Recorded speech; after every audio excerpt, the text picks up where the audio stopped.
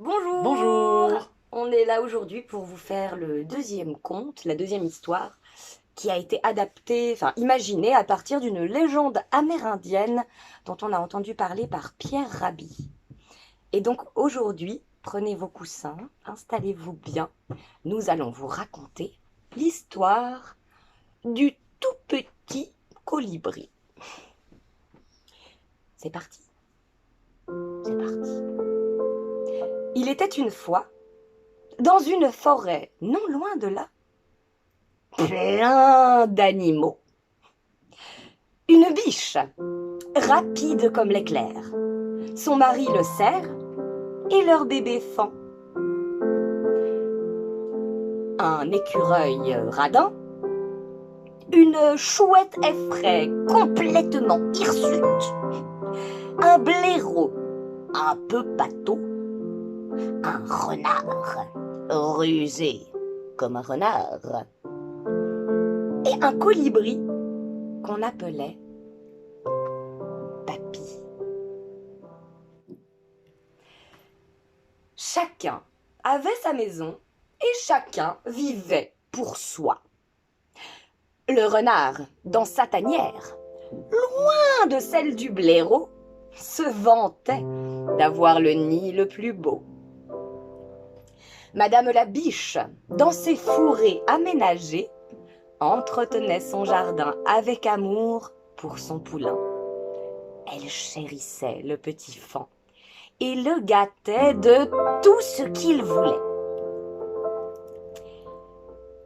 L'écureuil radin et sa famille vivaient dans un grand pin, sur des réserves monumentales de nourriture.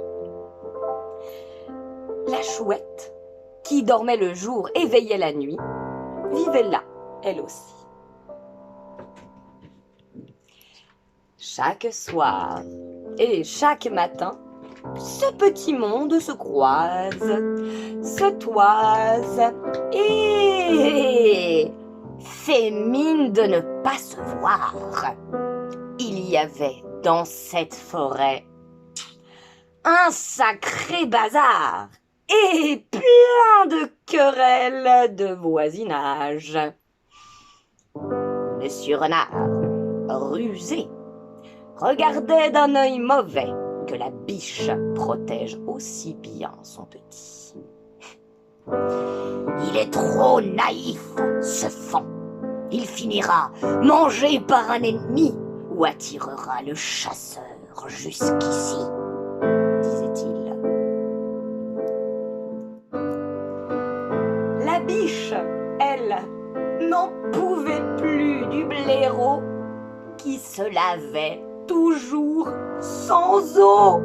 Mais ça ne lave pas sans eau.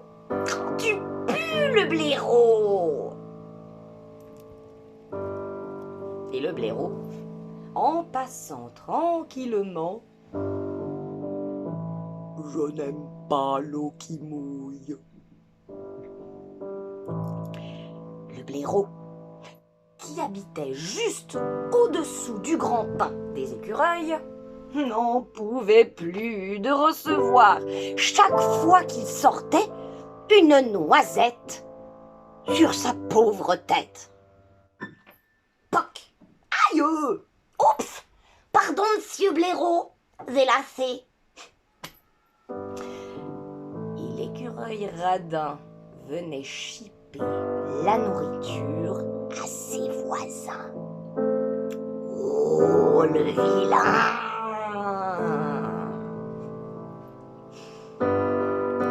Et la chouette, qui vivait la nuit, n'en pouvait plus des ronflements de toute cette tribu.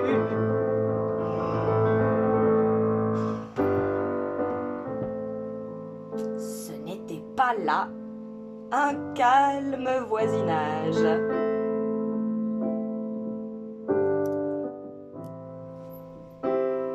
Seul le petit colibri, qu'on appelait Papy, regardait ses querelles d'un œil sage. Il était vieux déjà et avait vécu dans de nombreux villages. Il essayait, volant d'une maison à l'autre, de calmer les esprits agacés, ennuyés, énervés. S'il vous plaît, soyez tolérants. S'il vous plaît, soyez cléments. Soyons heureux de vivre ensemble. Mais les autres l'ignoraient et parfois même le rabrouaient. Si je pouvais avoir toute la forêt rien que pour moi, je l'aurais.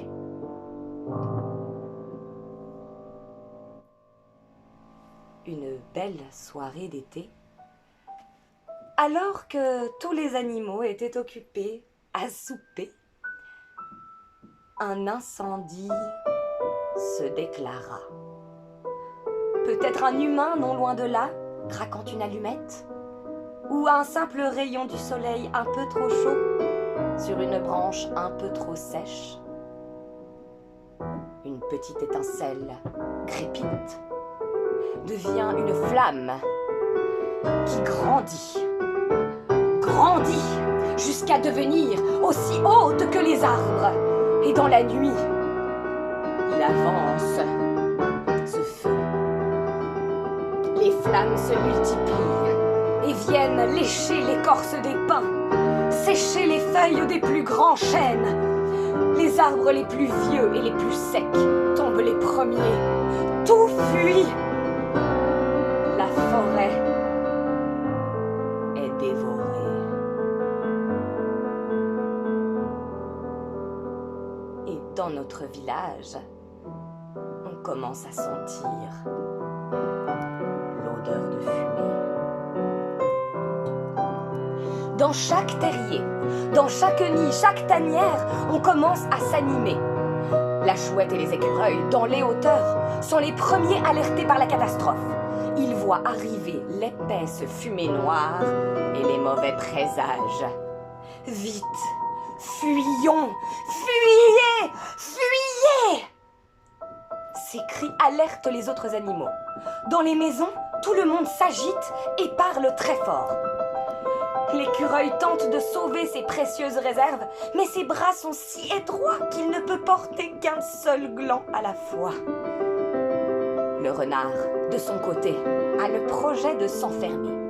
Vite, si je bouchais l'entrée de la tanière, je pourrais me protéger. Il essaya avec de grosses mottes de terre qu'il prenait dans ses crocs, mais la boue lui restait dans les bajoux.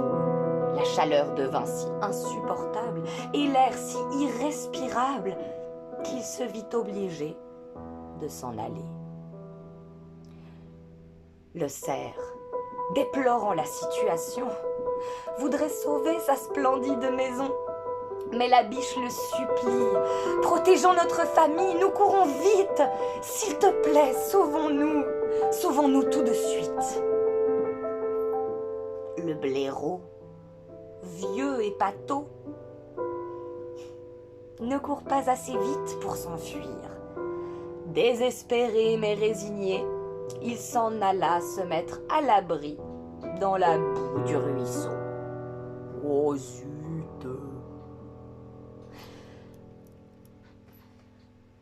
Une vague d'animaux déferla alors. Partout, on voyait courir lièvres et lapins, renards et marcassins. Au ciel, on volait une myriade d'oiseaux effrayés. Dans leur folle échappée, à travers la fumée, les animaux du village aperçurent, tout à coup, un oiseau qui venait dans leur direction. Le renard et les autres s'arrêtèrent net, et quelle ne fut pas leur surprise de découvrir, voletant maladroitement et à contresens, le tout petit colibri. « Petit colibri, dit le renard, c'est dangereux, que fais-tu? Il faut t'en aller, la forêt est en train de brûler. » répondit le petit colibri. Pardon? Hein? Le petit colibri poursuivit alors son chemin en vol jusqu'au feu. Et les autres virent, stupéfaits, le tout petit oiseau vider son minuscule bec qu'il avait rempli d'eau sur le gigantesque brasier. Le renard ne put s'empêcher de rire. « Mais que fais-tu, petit colibri? Tu ne crois quand même pas pouvoir éteindre ce feu tout seul? Tu es si petit !» La biche inquiète lui dit au colibri: « C'est dangereux, c'est impossible, c'est inutile !» Et le petit colibri leur répondit: « Je fais ma part. »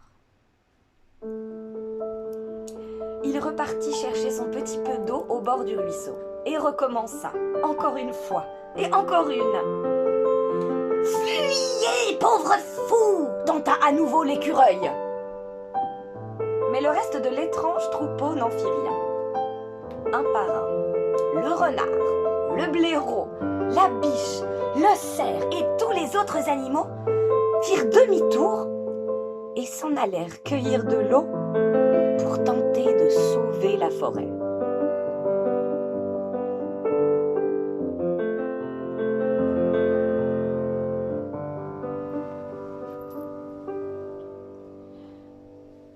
Au petit matin du lendemain, des braises chaudes jonchaient encore le sol d'une partie de la forêt. Mais le feu s'était éteint. Les maisons du village, presque toutes les maisons, furent épargnées. Seul l'arbre des écureuils, de la chouette, qui abritait aussi à ses pieds le blaireau, était tombé. «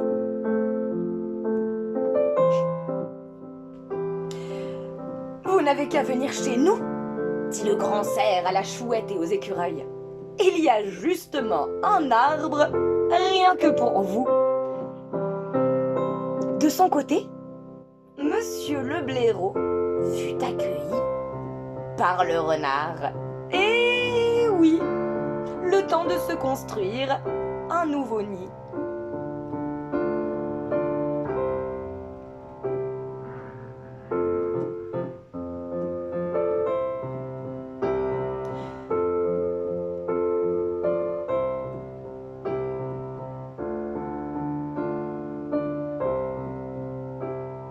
Depuis l'incendie, la forêt prospère à nouveau.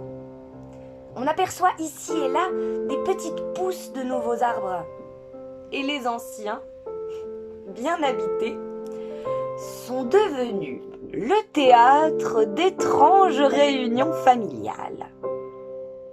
On raconte aujourd'hui que dans cette forêt enchantée, le dimanche, on peut encore apercevoir un renard qui va manger chez une biche, un écureuil faire une chorale avec une chouette et ses petits, et un faon qui joue à chat perché avec un vieux blaireau.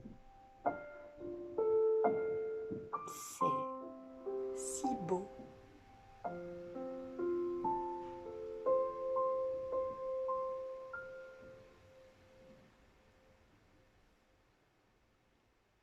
Merci beaucoup, merci d'avoir été avec nous, merci de partager nos contes. N'hésitez pas à les envoyer encore plus loin.